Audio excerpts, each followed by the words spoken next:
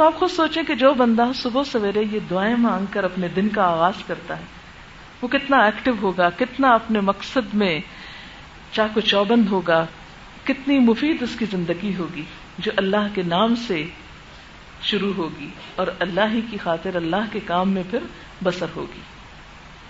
اس لیے یہ دعائیں بہت ہی مفید ہیں، اور اگر ان کو پابندی سے آپ پڑھیں تو اپنے اندر بہت چینج محسوس کریں گے. اس کو آپ بسہولت کیا کر سکتے ہیں، قرآن پاک کا جو نارمل نسخہ عموماً صبح کے وقت پڑھا جاتا ہے اس میں روز کا جو سبق آپ پڑھتے ہیں اس کے اندر رکھ چھوڑیں. ان قرآن الفجر کان مشہودا، فجر کے وقت قرآن پاک تو پڑھنا ہی ہوتا ہے، تو جہاں سے پڑھنا ہوتا ہے وہاں سے نشانی اسی سے نکل آئے گی. قرآن پڑھنے کے بعد دعا قبول ہوتی ہے، یعنی نماز پڑھیں، نماز کے بعد قرآن پاک اٹھائیں، قرآن پاک پڑھ کر دعائیں کھولیں اور دیکھ کر پڑھ لیں. کوئی ترجمہ بھول رہا ہو تو ساتھ ترجمہ بھی دیکھ لیں. تو اس عادت سے انشاءاللہ آپ کی زندگی میں بہت سی پازیٹیو چینجز آئیں گی انشاءاللہ تعالی. کیوں کہلوا رہے ہیں دعائیں؟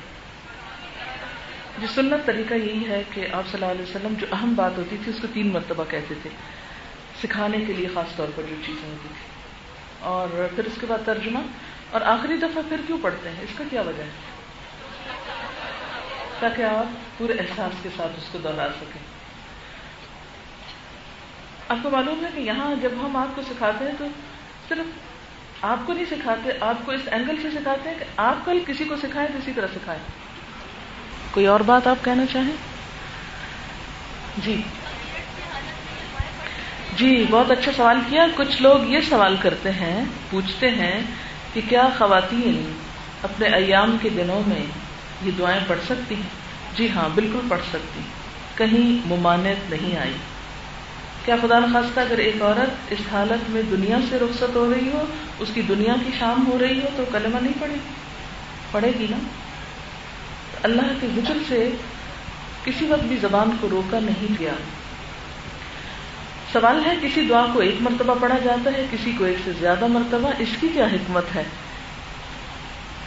کچھ چیزوں میں زیادہ تکرار ہے، اور بنیادی تو وجہ یہی ہے کہ اللہ کے رسول صلی اللہ علیہ وسلم نے ایسا ہی پڑھا. کل بھی بات ہو رہی تھی اتباع کی. اتباع کا مطلب کیا ہوتا ہے؟ فٹ سٹیپس فالو کرنا. آپ جدھر جا رہے ہیں ہم وہیں جا رہے ہیں، ہم نے نہیں پوچھنا آپ کہاں جا رہے ہیں، بس جہاں جائیں گے ساتھ جائیں گے، پیچھے جائیں گے.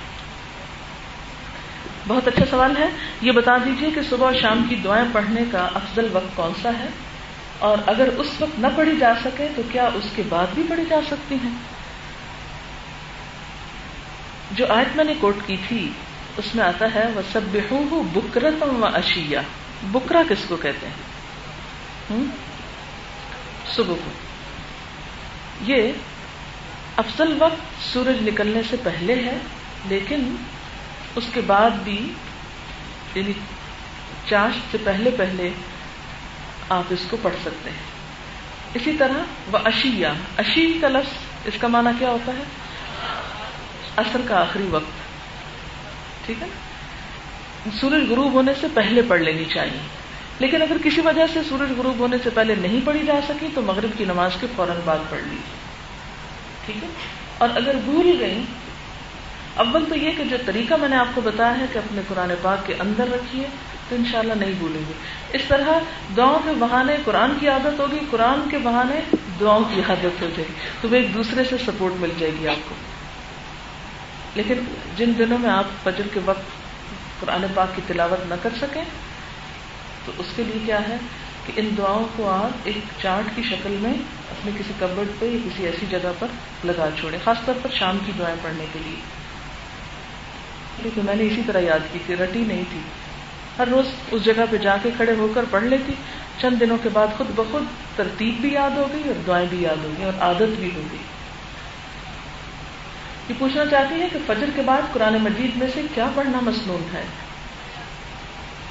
فَاقْرَؤُوا مَا تَيَسَّرَ مِنْهُ، پڑھو جو بھی آسانی سے پڑھ سکو اس میں سے. نبی صلی اللہ علیہ وسلم کا طریقہ کیا تھا قرآن پڑھنے کا؟ یعنی جتنا ایک سال میں نازل ہوتا وہ سارے سال میں بار بار پڑھ لیتے. تو ترتیب کے ساتھ پڑھنا چاہیے. ہر روز کچھ حصہ پڑھیں جتنا پڑھ سکے، مثلا ایک ربع یا نصف یا پورا سپارہ یا 2 سپارے یا 3. یا پوری ایک منزل، کیونکہ صحابہ کرام پوری منزل تک بھی پڑھا کرتے تھے، جو 7 سپاروں کی ہوتی ہے تقریباً، جو 7 منزلیں ہیں قرآن پاک میں.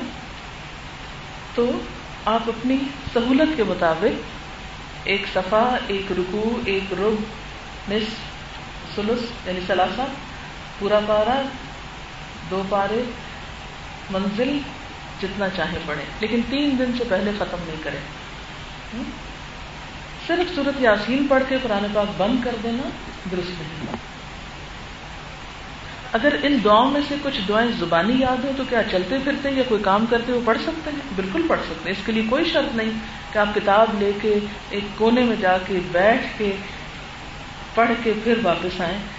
اس سے گھر کے کام رک جائیں گے اور ہو سکتا ہے کہ آپ کو فرصت ہی نہ ملے کسی کونے میں بیٹھنے کی، اور اس طرح آپ کی دعائیں رہ جائیں. کوشش کریں کہ یہ زبانی یاد ہو جائیں اور آپ چلتے پھرتے بھی ان کو پڑھ سکیں.